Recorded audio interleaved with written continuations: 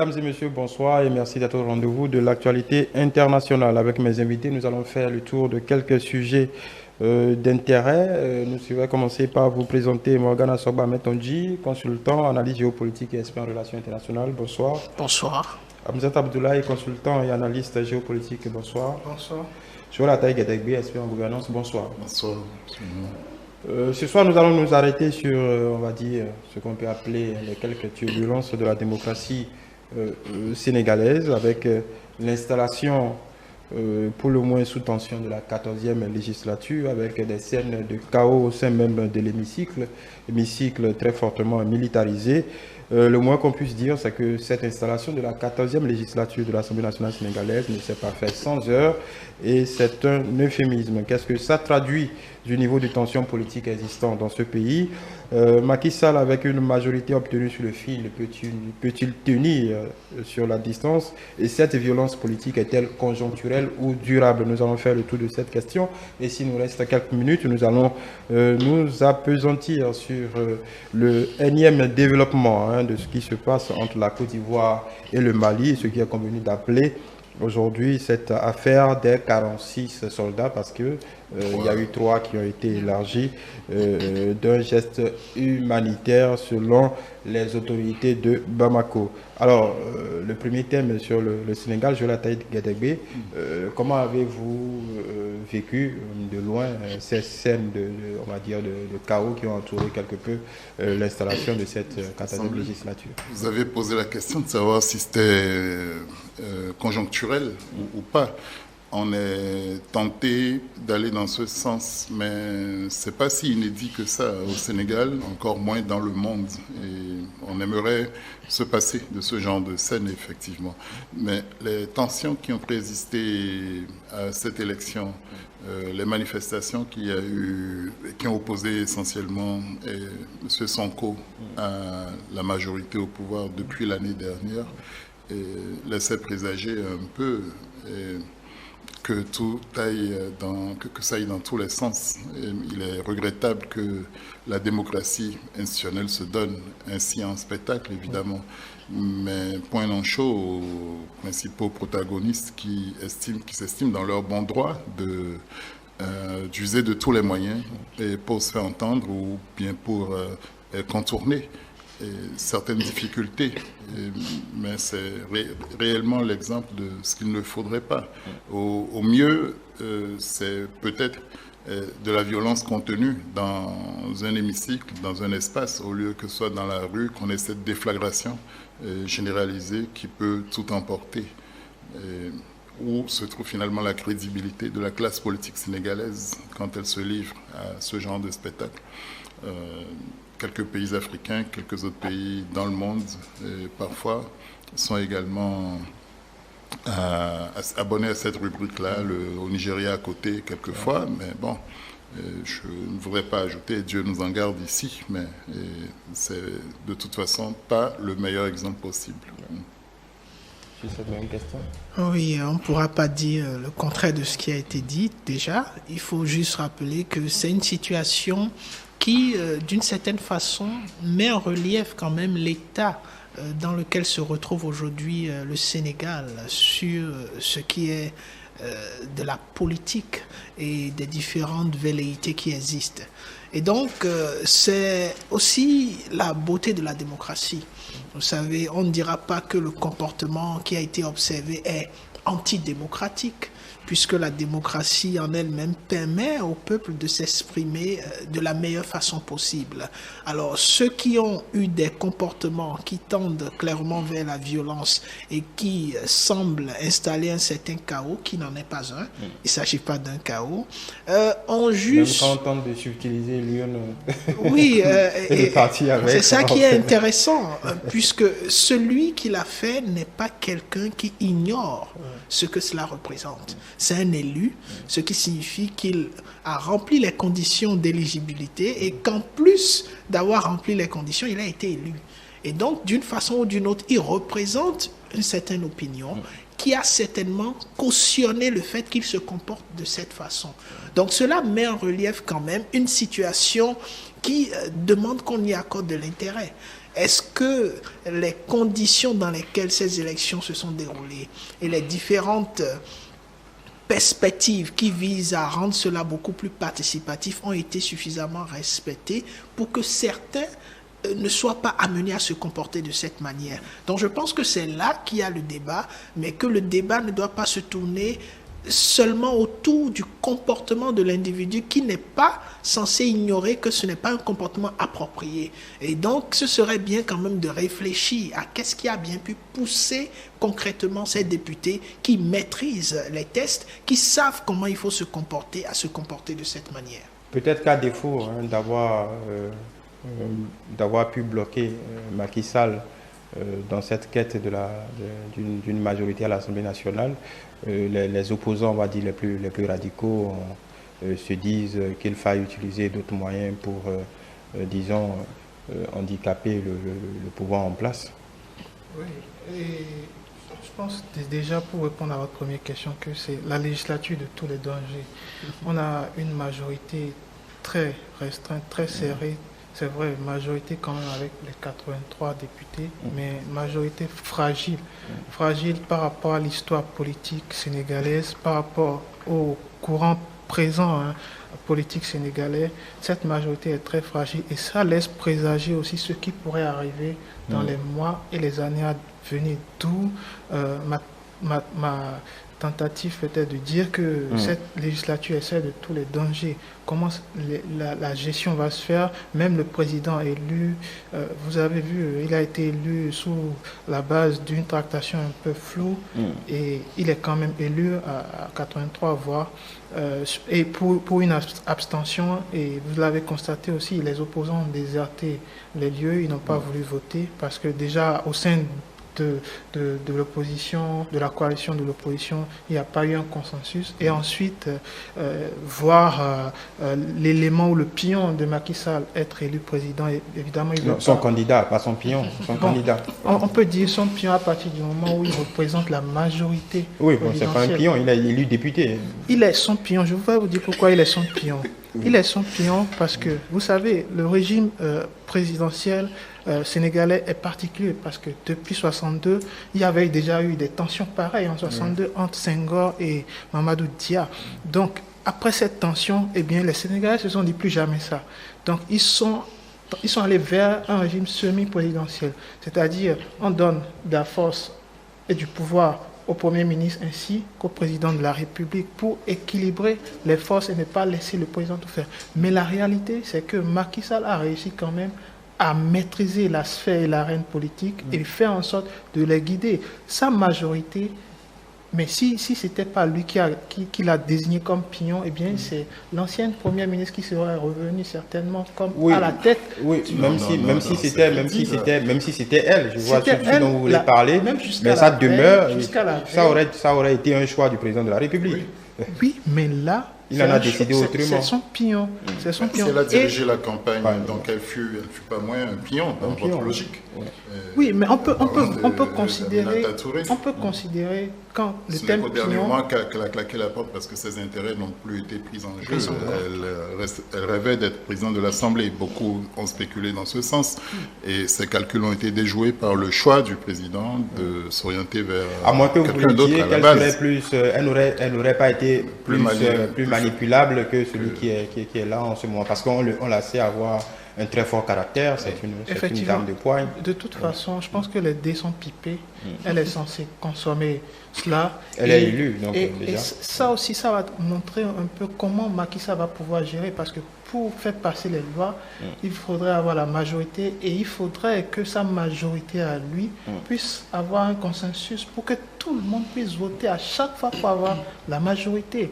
Donc, ça va être très compliqué pour Macky Sall. C'est une majorité dans quel objectif? Justement, les tensions viennent de ce qu'on fait au procès. Oui, on le soupçonne de vouloir toucher les tests maintenir au pouvoir. La question de peut-être... Du troisième mandat. Exactement, du troisième mandat qui pourrait revenir sur la table, mais ça reste très compliqué. L'autre chose qu'il faut souligner pour finir, c'est que ce qui s'est passé à l'Assemblée nationale a choqué les Sénégalais ainsi que les analystes à l'international. Bon, vous avez parlé de conjoncture, mais c'est peut-être pas arrivé depuis 62. Donc, si, bon, c'est arrivé quelques fois récemment, même sous Macky Sall, c'est arrivé. Au point où les militaires ou les gendarmes sont rentrés dans l'Assemblée nationale pour réguler, c'est jamais arrivé depuis 62. Oui, mais il faut dire que nous sommes dans un cadre d'élection. Oui, nous sommes dans un cadre d'élection certainement. Ce n'est peut-être pas arrivé à ce point, mais il y a déjà eu des militaires sous Macky Sall à l'Assemblée nationale. Oui, mais pas de Et cette théoriquement, façon. les forces armées ne pénètrent pas dans ce type d'enceinte, même dans un bureau de vote, sans que le président de séance ne leur fasse appel. Voilà. C'est dans le code. Voilà. Si on s'imagine que cette législature peut s'apparenter à une course d'handicap pour Macky Sall, quand même, quand on parle de violence politique, on a atteint un niveau, parce que ces dernières années, je le disais, sous Macky Sall, on a eu de ces situations, ces invectives habituellement. Là, on a l'impression que la violence, parce qu'il faut le rappeler, il y a eu mort d'hommes quand même pour les dernières élections, cette violence semble se vouloir se transposer au sein même de l'hémicycle. C'est clair, au lieu que le résultat des urnes départage et apaise assez durablement, on voit que les tensions sont exacerbées. Et non seulement l'opposition est probablement divisée, mais le comble, c'est que la mouvance présidentielle elle-même soit en train de voler en éclats. Quand on voit une Aminata Touré refuser même de venir siéger à la séance d'ouverture pour exprimer son ras-le-bol, on voit bien que... personnelle. Oui, mais peut-être que d'autres n'ont pas encore ce cran, mais ont vu cet exemple-là. Et donc, M. Macky Sall risque d'avoir fort à faire. On le sait, très grand manœuvrier pour récupérer les situations, les hommes. Mais est-ce que ce n'est pas à force de plus de corruption au sein des élites, au sein des élus? Donc, en partie, la population risque de continuer de ne plus trouver son compte dans ce jeu-là où on ne détermine plus les enjeux correctement. Il y a des ambitions personnelles inassouvies, il y a des procès d'intention par-ci par-là, il y a des agendas cachés. Mais finalement, qu'est-ce qui lie les Sénégalais? Où est finalement le projet commun qui pourrait réunir ce pays? Dieu merci pour eux. Ils ne sont pas atteints par la vague terroriste au niveau du Sahel, mais sont-ils réellement préservés durablement? Et donc il y a d'autres défis quand même qui mériteraient davantage de comportement responsable de la classe politique sénégalaise, toutes tendances confondues. Et assurément... on est tombé trop bas et c'est révélateur en tout cas du degré d'intolérance qu'ils ont atteint. Et c'est inquiétant dans une démocratie malgré tout qu'on passe les bornes de cette manière. Mais M. Metanji le disait, la démocratie peut-être le permet. Et moi, il n'a pas osé approfondir le trait peut-être, mais la démocratie aussi amène fatalement à positionner tout et rien et de moins en moins de gens vertueux. Et donc, ce monsieur dont vous disiez qu'il est censé connaître les règles, vous lui prêtez beaucoup. Il est possible qu'il se soit complètement affranchi du devoir, de ces devoirs civiques, du devoir de connaître un minimum et d'avoir donc la civilité requise.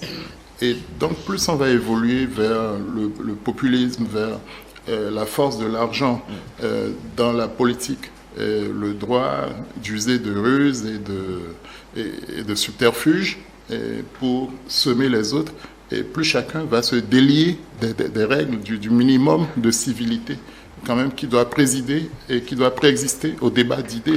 En démocratie, c'est le débat d'idées qu'on cherche, c'est pas la foire d'empoigne. Sinon, quand est-ce qu'on s'entend sur le minimum? Voilà.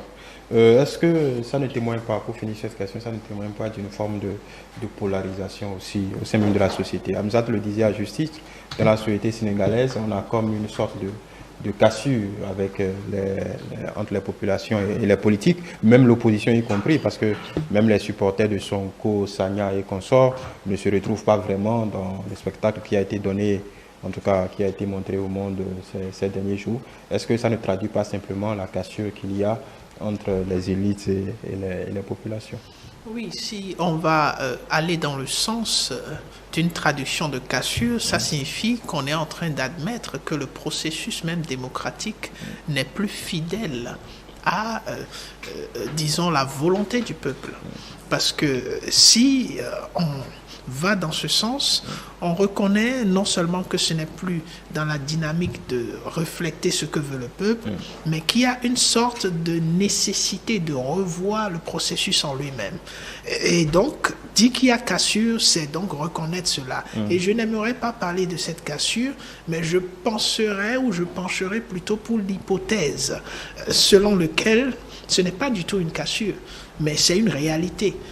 Une réalité dans le sens où nous avons vu ce qui s'est passé déjà ces dernières années par rapport aux réactions du peuple vis-à-vis de la gestion du président Macky Sall et du système politique en lui-même.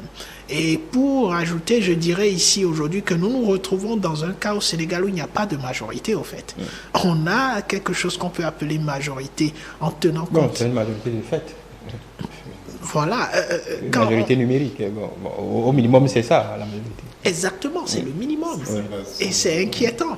C'est assez friable. Ça peut basculer à n'importe quel moment. Surtout lorsqu'il faudra procéder au cas par cas au niveau des votes ou des besoins. À des moments donnés, on peut se retrouver dans des cas où ceux qui constituent la majorité décident de ne pas aller dans le sens de la volonté de cette majorité. Et donc cela dénote quand même du fait que un peu partout dans le monde, le système démocratique est en train de se retrouver dans une situation où ce système n'est plus aussi effectif qu'on le souhaiterait. Et donc, il y a nécessité de repenser soit dans une perspective d'amélioration du système ou de repenser dans une perspective de changement. Maintenant, d'où est-ce que cela va venir? On va voir. On verra bien. Juste pour finir sur ce sujet. Oui, pour finir sur ce sujet, peut-être la démocratie est en danger dans le monde depuis plusieurs années. Mais je pense qu'au Sénégal, le Sénégal fait quand même partie des rares exceptions où la démocratie a quand même l'air d'aller mieux. Pas bien, mais mieux. Mieux par rapport aux autres États. Et c'est vrai, ça se resserre de plus en plus. Et quand je dis ça se resserre, c'est qu'au niveau des élections, il n'y a plus une grosse marge. Je l'avais souligné plus tôt, lors de l'émission précédente. Et c'est plutôt bien. C'est plutôt bien, c'est plutôt bien, mais le défi, sauf la tension il est là. Le défi, il est là, surtout au niveau des chefs d'État africains.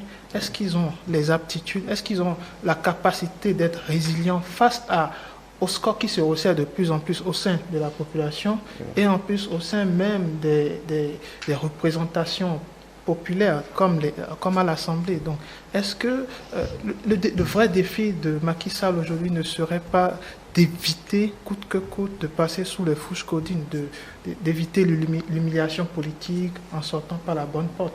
Donc le défi, il est là. Oui, bon, on va voir ce qui va se passer dans les prochaines semaines.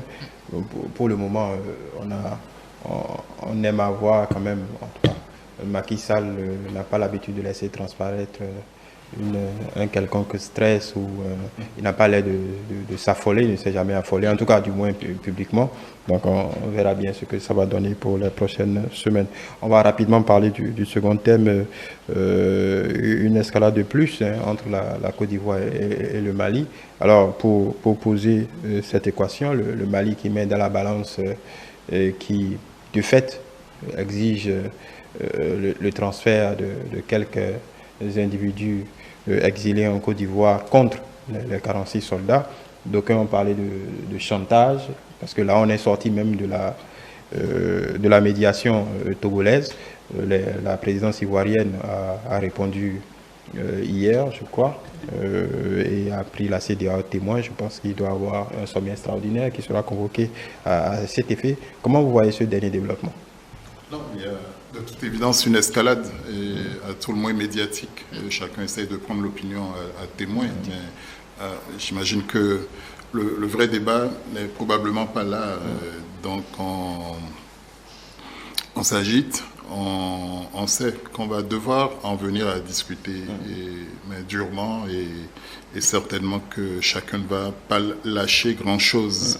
Et donc on maximise, on durcit les positions en apparence, parce que chacun a une opinion publique derrière lui également. Donc des factions se forment dans les deux pays pour se faire les supporters invétérés de la cause nationale que chaque président est censé porter. Et donc on voit quand même la junte elle-même ne pas lésiner sur la communication, mais quelle communication, où on souffle le chaud, le froid. Et effectivement, on vient dire désormais, et je complète un peu ce que vous avez dit, à la demande ivoirienne d'un sommet extraordinaire de la CEDEAO sur la question qui semblait peut-être le tribunal imaginé pour faire office de juge de paix par le président Ouattara. Voilà, le Mali envoie une fin de non-recevoir en estimant que cette affaire est rigoureusement bilatérale et judiciaire. Donc on n'est pas bon, il n'empêche que le sommet peut se tenir. Le Mali aura la liberté de ne pas y participer. De ne pas y participer. Et puis, imaginons que le Mali soit invité et demande à ne traiter que par visioconférence, ce qu'on lui avait refusé en temps. Donc la CEDEAO aussi est empêtrée dans ces contradictions, manque de proactivité. Est-ce qu'on peut dire manque de proactivité? On sait que le président Bouhari a envoyé... il a fini par envoyer le ministre des Affaires étrangères discuter. Non, c'est à la limite risible, parce qu'aujourd'hui, la Côte d'Ivoire de Ouattara, qui semblait vouer aux gémonies les putschistes, cite les deux collègues de Assimi Goïta, Doumbouya et Paul-Henri Damiba comme des médiateurs qu'on remercie même pour leur intervention. Ça en dit assez long sur le fait qu'ils sont quelque peu aux abois et qu'on ne tient pas sur des principes clairs et intangibles, mais qu'on fait de la surenchère et à la limite de la diversion de part et d'autre. Mais quand même dans le fond de l'affaire, parce que le ministre à la présidence de la République ivoirienne qui a ramené les trois femmes élargies ou libérées avait peut-être diplomatiquement essayé d'endosser une partie de la responsabilité en estimant que c'était des erreurs administratives et autres qui ne se reproduiraient pas. Mais quand on met ça en rapport avec la dénégation du directeur Afrique, ou je ne sais plus quoi, du ministère des Affaires étrangères allemand, et même de ce que les Nations Unies, à la limite, s'en lavent les mains et reconnaissent que leur procédure n'était pas au point, on se demande ce qu'il en coûte à la Côte d'Ivoire de faire amende honorable et éventuellement par les médiateurs. Oui, parce que est-ce qu'ils peuvent en faire plus? À faire amende honorable, c'est pas reconnaître que ces soldats sont des mercenaires, sont envoyés pour déstabiliser. Le Mali, à un moment donné, ne semblait même plus tenir ça, puisque dès 1949, le Mali a commencé à parler de 30 éléments identifiés comme appartenant aux forces spéciales. C'est quand même pas rien au plan militaire, au plan de la capacité d'action. Donc on peut toujours les suspecter. Qu'est-ce que ça faisait là? Et pourquoi avoir dissimulé leur identité? Et pourquoi avoir travesti leur identité, et même dans le cadre d'une mission d'appui aux Nations Unies ou bien au contingent allemand. Et donc il y a quelques troubles de ce côté-là. J'ose croire de toute façon qu'on finira par trouver une porte de sortie. La Côte d'Ivoire a donné des gages et ça va dans le sens d'une recherche quand même d'une porte de sortie en disant certes je n'extradie pas les opposants, notamment l'ancien Premier ministre qu'on dit d'ailleurs ne plus être en Côte d'Ivoire, encore moins le fils de l'ex-président Ibeka, qui soi-disant aurait pu être arrêté par les militaires quand il faisait le putsch pendant la journée du premier putsch. Il y a eu un flottement, la foule aurait pu le lyncher, c'est encore eux qui l'ont protégé et qui l'ont laissé partir. Lui qui a été à la base des récriminations contre son papa pour son comportement. Mais au mieux, enfin déjà formellement, la Côte d'Ivoire rappelle à tous les opposants qu'elle abrite sur son territoire, qu'ils ont un devoir de réserve. Et c'est déjà un gage intéressant. Moi qui me rassure qu'il y a une petite porte une petite issue quand même pour pour arriver à mieux qu'un affrontement entre les deux pays. Je pense que le cheval de Troie ivoirien sur le territoire malien empêche de plus en plus. Ça dérange à la fois le Mali, ça dérange. Le cheval de Troie. Oui, le cheval de Troie, vous savez, le cheval de Troie. Oui. C'est exactement ça. C'est un cheval de Troie qu'on a débarqué à l'aéroport de Bamako. Donc vous croyez vraiment, au-delà de tout, que voilà, des forces spéciales vont débarquer en plein jour? La différence, c'est que les forces spéciales auraient pu régler un problème, parce que c'est ça l'objectif du cheval de Troie. Enfin, mettre fin à la guerre. Mais ce n'est pas le cas aujourd'hui. Le contexte est différent. Mais ce cheval de Troie, constitué de ces 46 militaires désormais, est un sujet qui dérange de plus en plus.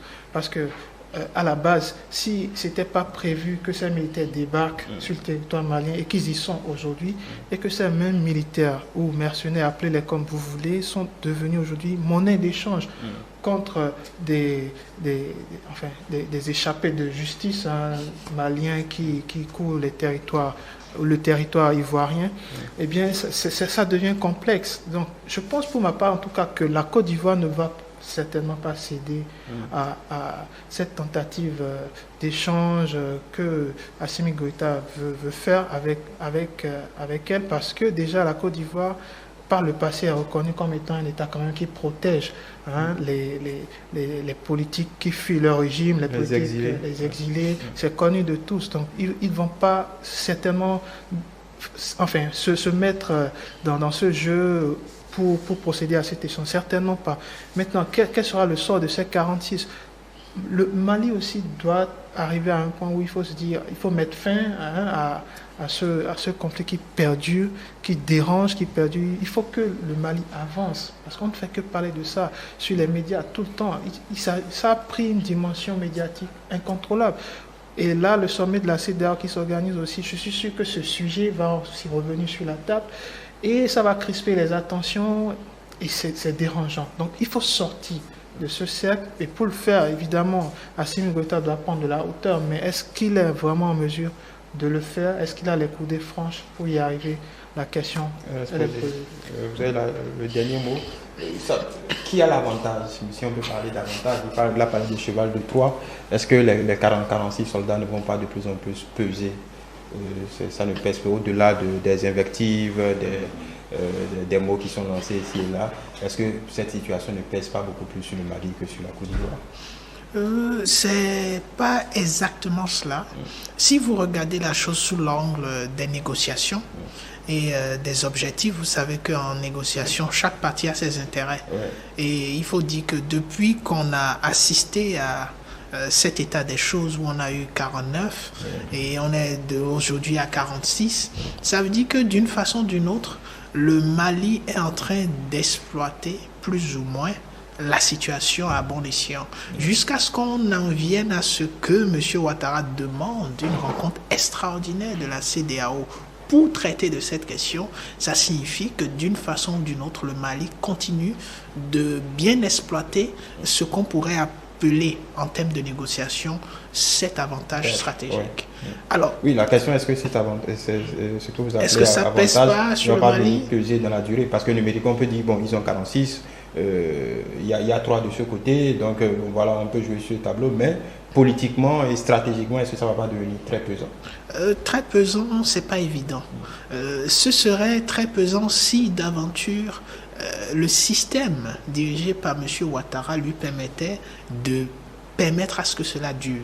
Ce n'est pas évident. Pourquoi? Parce qu'il ne s'agit pas que de 46 personnes, mais il s'agit des familles. Ces 46 personnes ont des familles et il y a une certaine pression naturellement qui invite le président Ouattara dans sa posture à trouver une solution pour qu'on puisse évoluer. C'est devenu une cause patriotique, donc voilà. Si, mais permettez, oui.